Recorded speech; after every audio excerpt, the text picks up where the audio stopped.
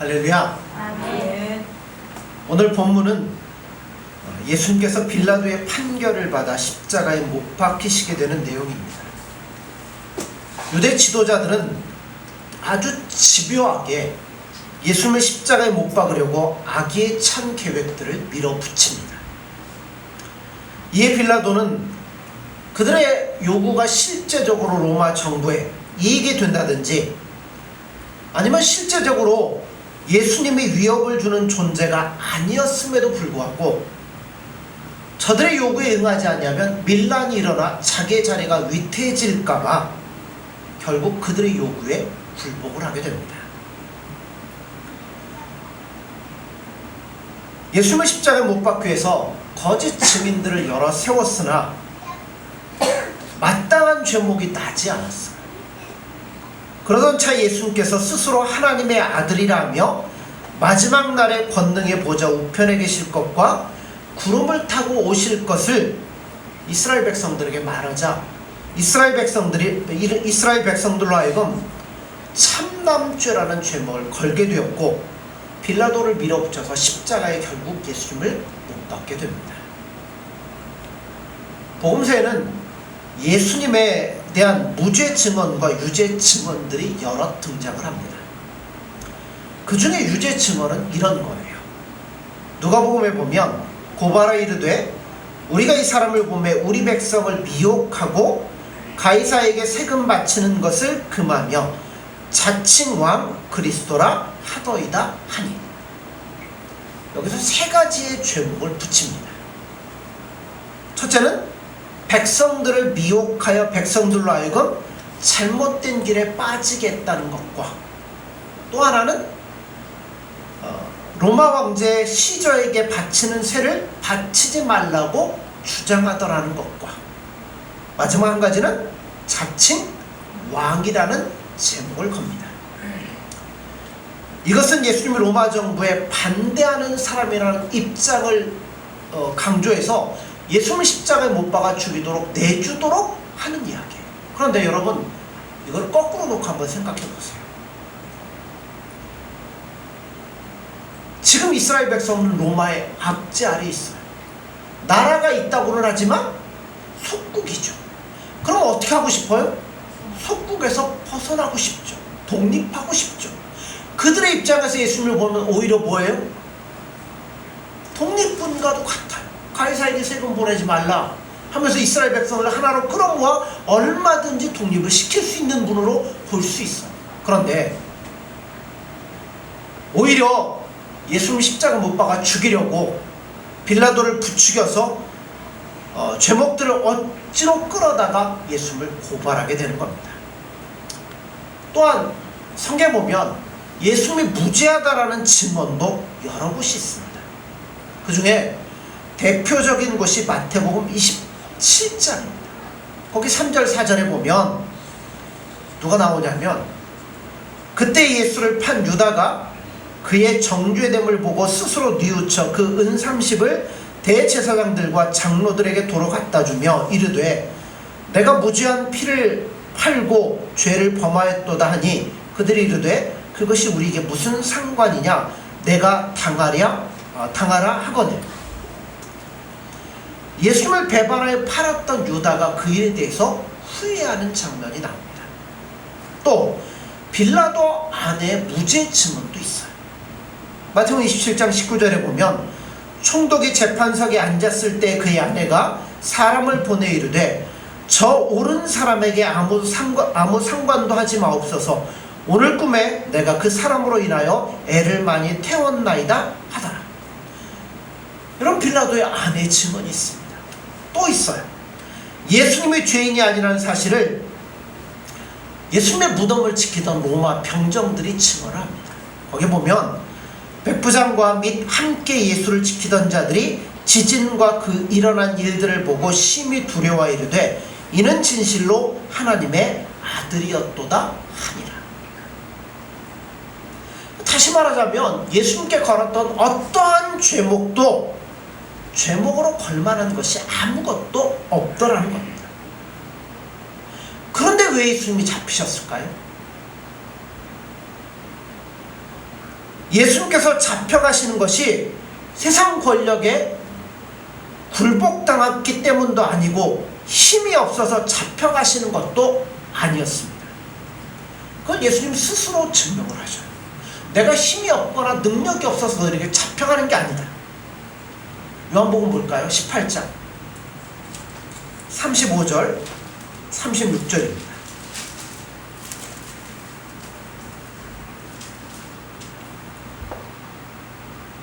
교도합니다. 빌라도가 대답하되 내가 유대인이냐? 내 나라 사람과 대제사장들이 너를 내게 넘겼으니 내가 무엇을 하였느냐? 예수께서 대답하시되 내 나라는 이 세상에 속한 것이 아니니라. 만일 내 나라가 이 세상에 속한 것이었더라면 내 종들이 싸워 나로 유대인들에게 넘겨지지 않게 하였으리라. 이제 내 나라는 너에게 속한 것이 아니니라. 아멘. 자, 또 볼까요? 마태복음 26장 51절에서 54절입니다.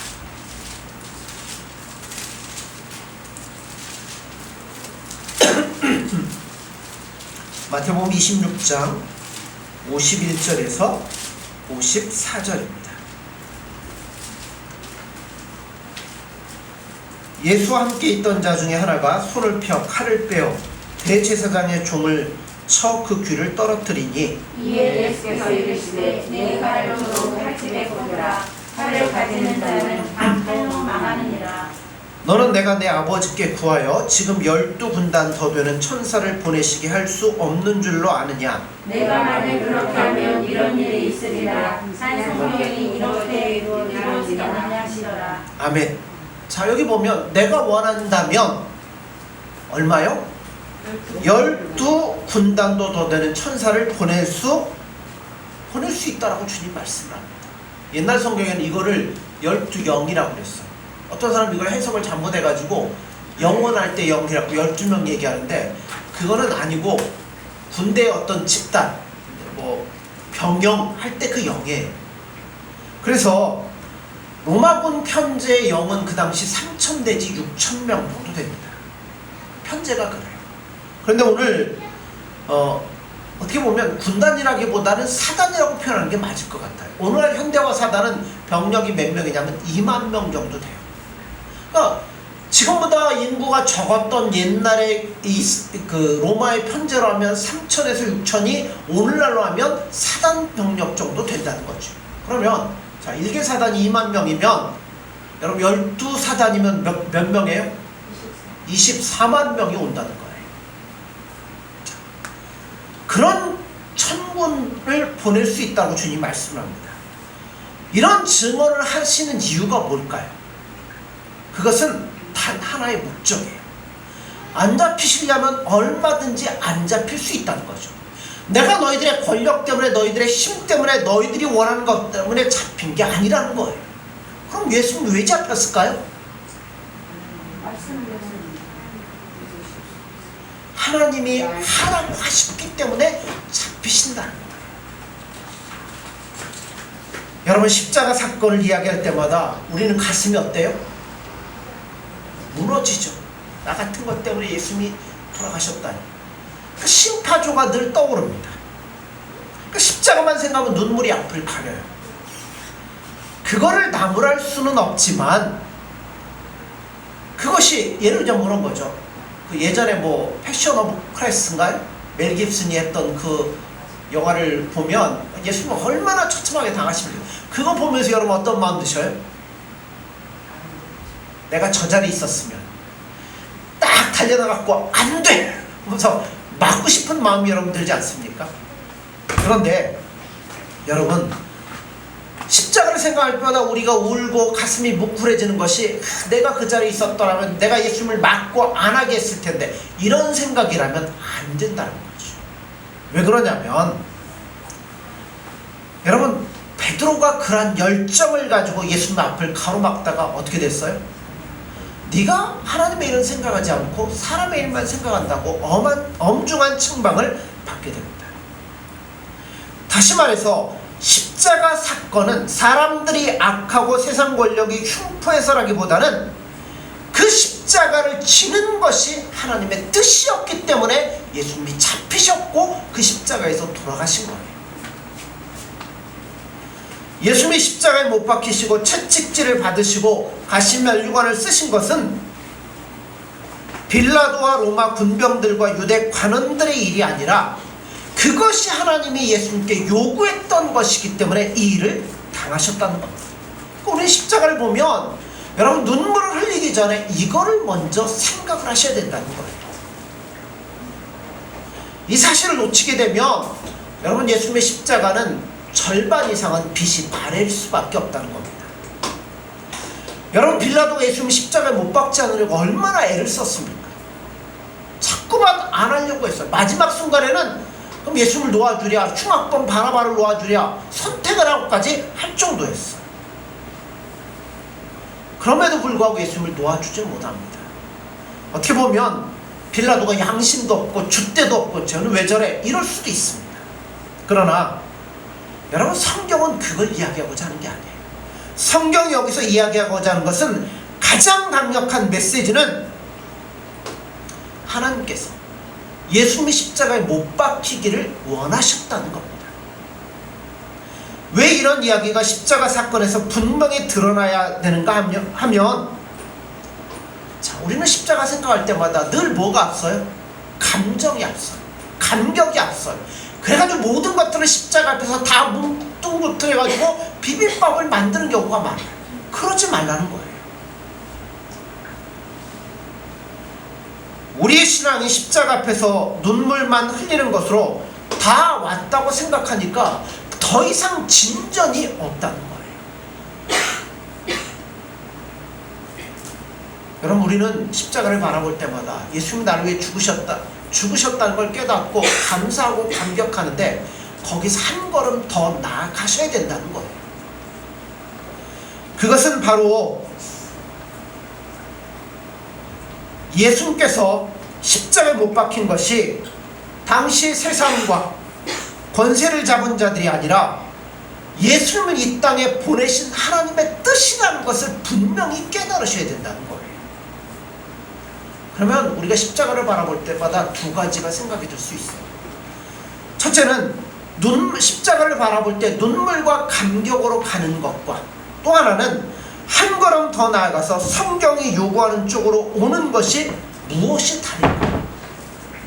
전자는 눈물 흘리고 나면 시원해져요. 눈물 흘리고 나면 시원해지잖아. 예수님 십자가 생각하고 한참 막 감격해서 울고 나면 시원해지죠. 거기서 끝나요. 그러나 후자는 성경이 요구하는 쪽으로 그 십자가를 넘어 들어가게 되면 여러분 등골이 서늘해지는 긴장이 올 수밖에 없다는 겁니다. 성경은 예수님을 믿는 곳에 다 같이 와서 울어서 때우는 것을 하지 말라는 거예요. 울고 다 했다고 생각하지 말라는 거예요. 그 너머에서 죄를 보시는 하나님의 뜻이 무엇인가를 깨달으라는 겁니다. 거기에 대해서 눈을 뜨고 예수님 앞에 홀이라도 남김없이 다 내려놓고 오라는 거예요.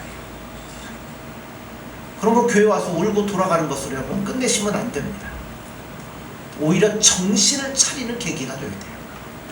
예수님께서 여러분 가셨잖아요. 십자가의 모든 것들을 다 완성하시고 지금 어디 계셔요? 하나님 보좌 우편에 계십니다. 그런데 앞으로 어떻게 하실 거예요? 오신다고 그랬어요. 다시 오실 것과 그분이 내 앞에 오시면 내가 그분 앞에 뭐예요? 설 거예요. 모든 것들이 벌거벗은 것과 같이 다 드러날 거예요. 내가 말하고 행동하고 살아왔던 모든 것들이 예수님 앞에 낱낱이 드러나게 될 것입니다. 그 모든 것들을 직고하고 엄숙한 심판을 받을 것을 확인하고 돌아가셔야 돼요. 그러니까 십자가 앞에서 울지만 말고요. 그 예수님이, 그 죄를 멀리 하시는 예수님이 언젠가 우리 앞에 다시 오실 거예요. 그러면 내가 그 앞에 설 것이고요. 죄를 그렇게 미워하고 싫어하셨던 하나님 앞에 우리의 살아왔던 모든 것들이 드러날 거라는 거죠. 그러니 여러분 어떻게 하시면 되겠어요? 깨어나셔야 돼요. 그러지 않고 헌금 내고 1시간 이게 감동받은 얼굴로 예수님 앞에 예배드리고 돌아가서 예수님 내가 이렇게 해드렸으니까 예수님 일주일 동안 나를 지켜주셔야 됩니다. 여러분 그렇게 하면 안 된다는 거죠. 그러게 십자가 사건 어떻게 보면 가장 무서운 기적이기도 합니다. 우리는 십자가 그러면 쉽게 감동적인 차원에서 이야기하고 이해하려고 할 때가 너무나 많아요. 그러나 사도행전을 보면 그 제자들의 언행을 보면 얼마나 십자가에 감동했는가 그런 건 사실 그렇게 나오지 않습니다. 오히려 그들의 설교는 감동적이지가 않아요. 우리는 대개 베드로의 설교 그러면 벌써 껌뻑 죽죠. 목사로서 야 나도 언제 베드로같이 한번 설교를 해봤으면, 한번 설교하면 3,000명씩 들어오면 일주일에 한 번씩 하니까 4주 하면 몇 명이요? 12,000명. 그리고 1년 하면 한 15만 명 올 거 아니에요? 그래야 되는 거 아닙니까? 꿈이 막히죠. 자, 그런데 3,000명씩이나 회개했다는 결과 때문에 벌써 껌뻑 죽어서 들어가는데요. 그렇지 않습니다. 스데반의 설교도 그렇죠. 단 한 번 설교하고 스데반이 돌에 맞아 죽어요. 근데 맞아 죽는 순간 스데반이 어때요? 하늘에 계신 예수님을 바라보면서 얼굴이 빛나면서 죽습니다. 감동 속에서 어떻게 이렇게 할 수 있을까? 우린 감동으로 보잖아요. 그러나 그러한 각도에서 두 설교가 우리에게 제시된 게 아니에요. 자, 한번 보죠. 사도행전 2장 22절에서 36절입니다.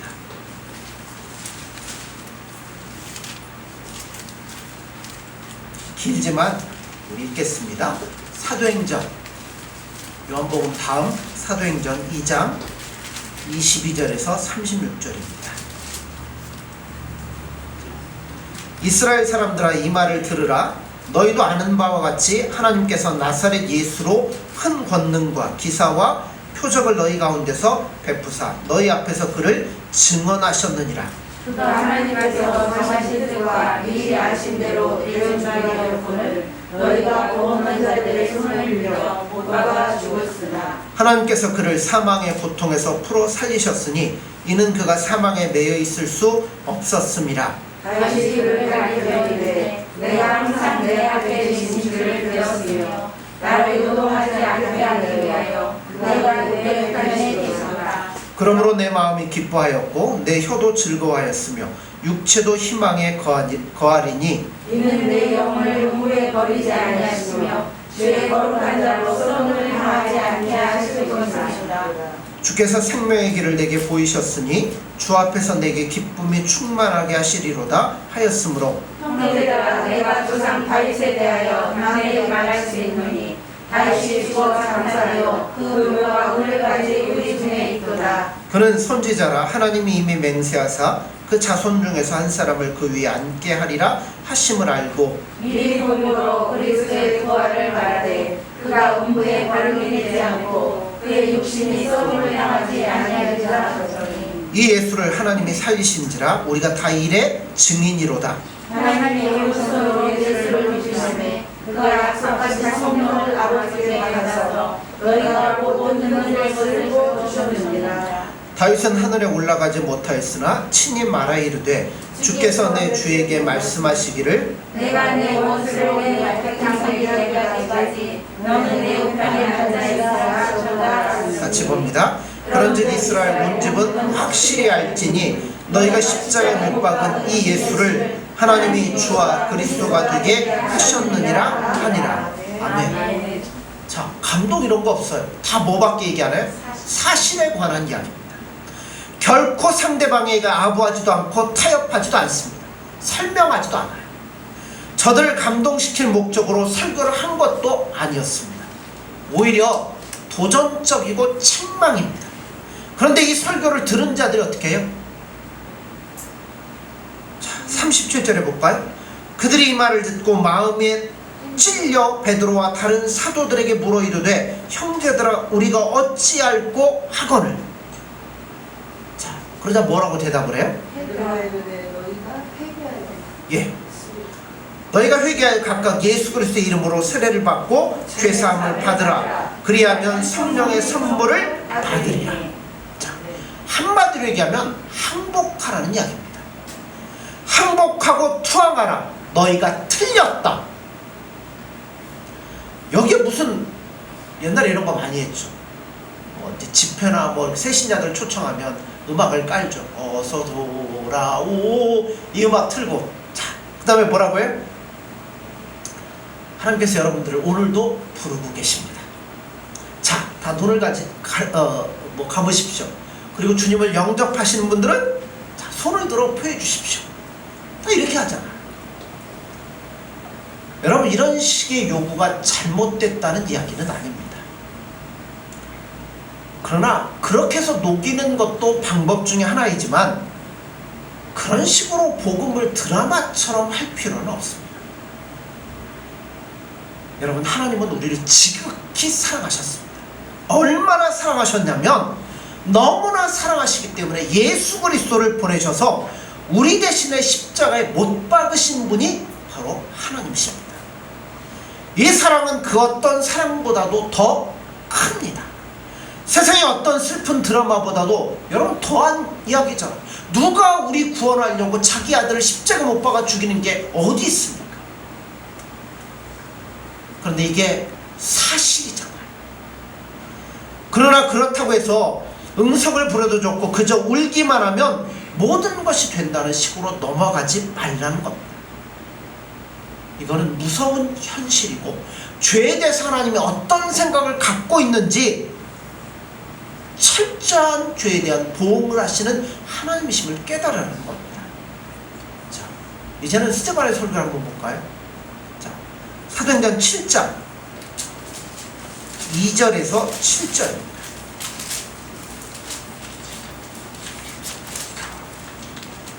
스데반이 이르되 여러분 부영들여 들으소서. 우리 조상 아브라함이 하란에 있기 전 메소포타미아에 있을 때 영광의 하나님이 그에게 보여 이르시되 내 고향과 친척을 떠나 내가 네게 보일 땅으로 가라 하시니 아브라함이 갈대아 사람의 땅을 떠나 하란에 거하다가 그의 아버지가 죽음에 하나님이 그를 거기서 너희 지금 사는 이 땅으로 옮기셨느니라. 그러나 여기서 발붙일 만한 땅도 이것으로 주지 않으시고 다만 이 땅을 아직 가실 수 없는 그와 그의 손에게 소유로 주신다고 약속하셨으며 하나님이 또 이같이 말씀하시되 그 후손이 다른 땅에서 나그네가 되리니 그 땅 사람들이 종으로 삼아 400년 동안을 괴롭게 하리라 하시고 또 이르시되 종 삼는 나라를 내가 심판하리니 그의 그들이 나와서 이곳에서 나를 섬기리라 하시고.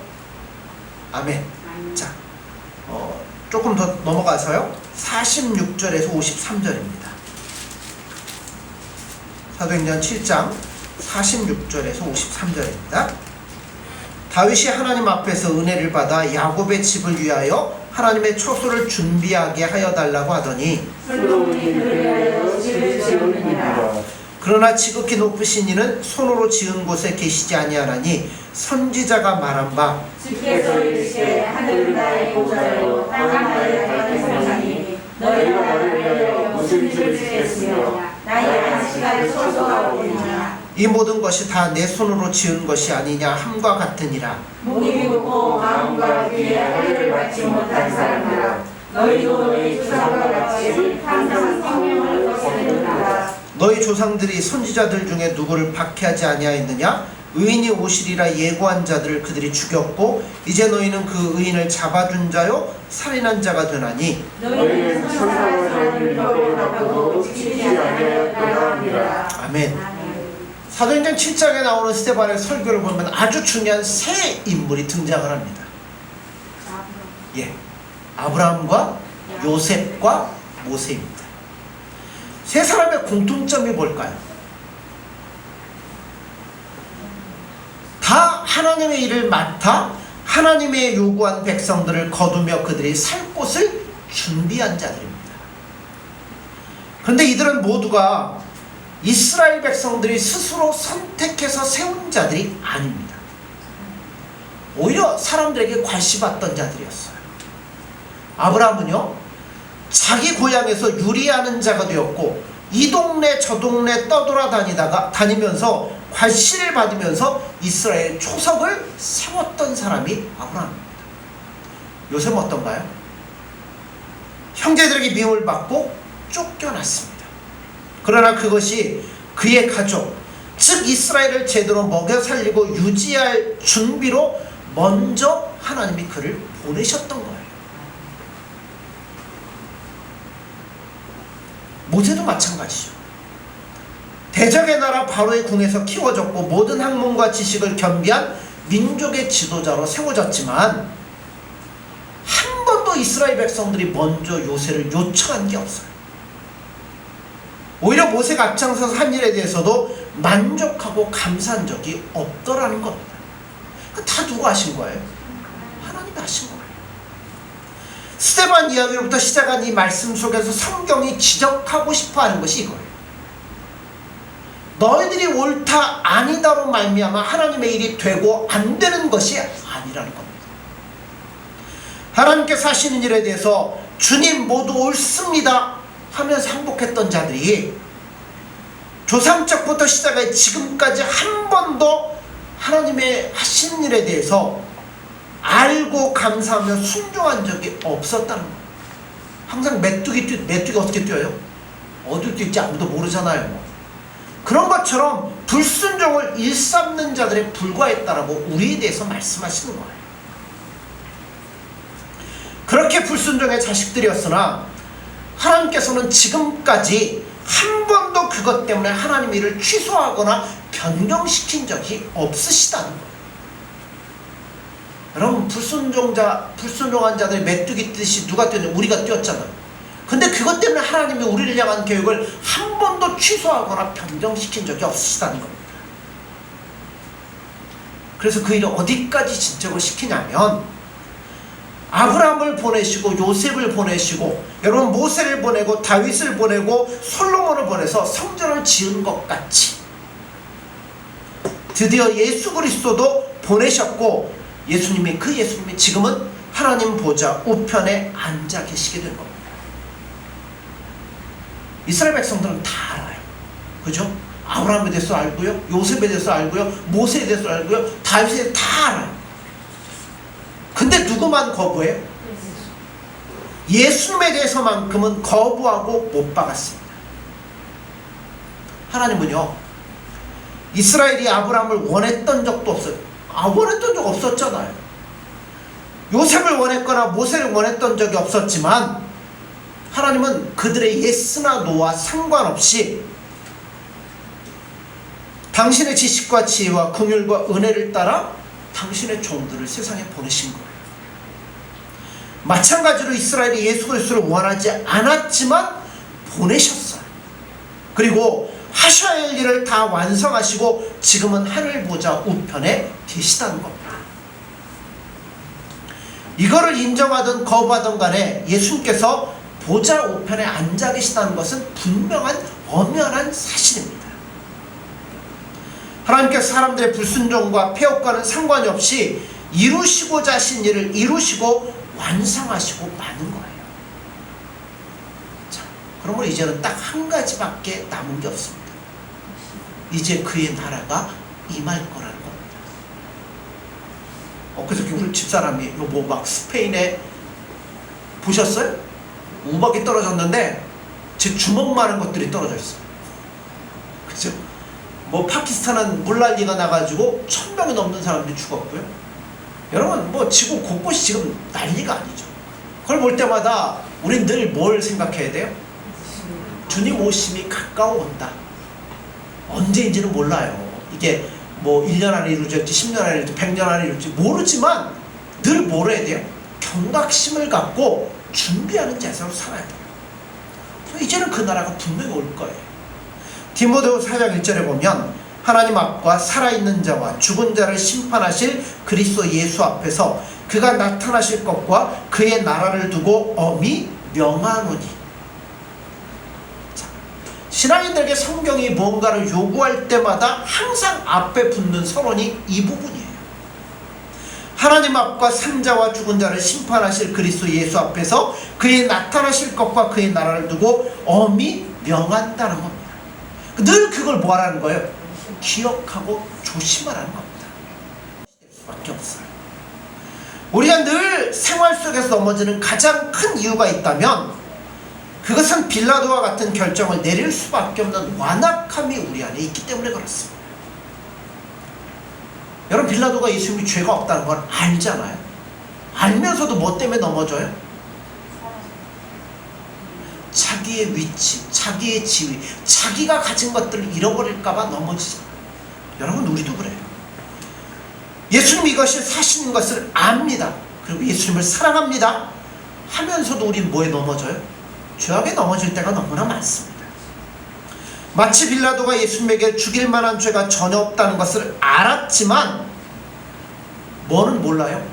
영원한 나라가 있고 하나님께서 살아계심을 알지 못하기 때문에 눈앞에 보이는 시저 황제, 눈앞에 보이는 자기의 어떤 지위와 직분 때문에 여러분, 예수님은 결국 내어주지 않습니다. 우리가 예수님을 사랑한다고 고백하지만 실제로는 세상이 더 커 보이는 눈과 마음을 갖고 있기 때문에 여러분, 우리가 쉽게 넘어질 때가 많이 있다는 거예요. 그러므로 잊지 말라는 거예요. 뭘 잊지 말라고요? 하나님이 살아계신 것과 하나님이 예수를 이 땅에 보내신 것과 그의 나라가 이제 조금 있으면 우리에게 임할 것을 늘 잊지 말라는 겁니다. 그게 알면 다른 건 뭐해 보이겠어요? 작아 보일 수밖에 없는 거죠. 이제 주님의 십자가를 여러분 바로 직시하셔야 됩니다. 십자가 그럼 맨날 가슴 아프고 이거 하지 말고요. 이제는 그걸 뛰어넘어서 그를 보내신 하나님이 이제 그의 나라가 우리 앞에 임할 것이다. 그리고 나를 어떻게 살아야 될 것인가? 그같이 완악한 나를 위한 십자가임을 여러분 깨달으십시오. 이사야 53장에 보면 그가 찔림은 우리의 허물 때문이요 그가 상함은 우리의 죄악 때문이라. 그가 징계를 받음으로 우리는 평화를 누리고 그가 채찍에 맞음으로 우리는 나음을 받았도다. 여러분, 이제는 우리 신자답게 삽시다. 눈앞에 보이는 세상의 것에 넘어지지 말고요. 이거 현실이고 사실이잖아요. 예수님이 땅에 오셔서 우리를 대신하여 죽으신 것과 그가 하나님 우편에 계시다가 언젠가 그 나라가 임할 때 우리 앞에 오실 것과 우리가 그 앞에 서서 우리가 행했던 모든 것들이 낱낱이 드러날 것을 바라보고 이제는 정말 신자답게 예수님을 사랑하고 예수님이 이따만하게 보이고 세상은 요만하게 보일 수 있는 저와 여러분들이 되어지기를 간절히 소원합니다. 기도하겠습니다. 예수님 사랑합니다.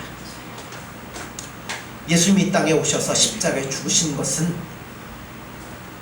능력이 없어도 아니고 세상의 힘에 굴복해서도 아니고 우리를 구원하시기 위한 하나님의 뜻에 순종하여 이 땅에 오셔서 십자가에서 물과 피를 다 쏟으시고 우리를 구원하시고 이제 하나님 우편에 계시다가 언젠가 주의 나라가 임할 때 이 땅에 다시 오실 것임을 우리는 압니다.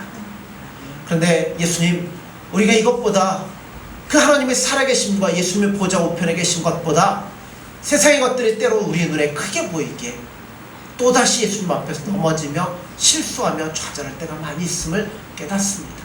예수님, 이런 우리 마음을 이제는 깨워 주옵소서. 이제는 오직 예수님만 바라볼 수 있도록 우리 눈을 고정시켜 주셔서 세상보다도 크신 예수님이 다시 오실 그 예수님을 바라보며 정결한 신부답게 주님 앞에 준비될 수 있는 저희들의 심령이 되어지도록 함께하여 주옵소서.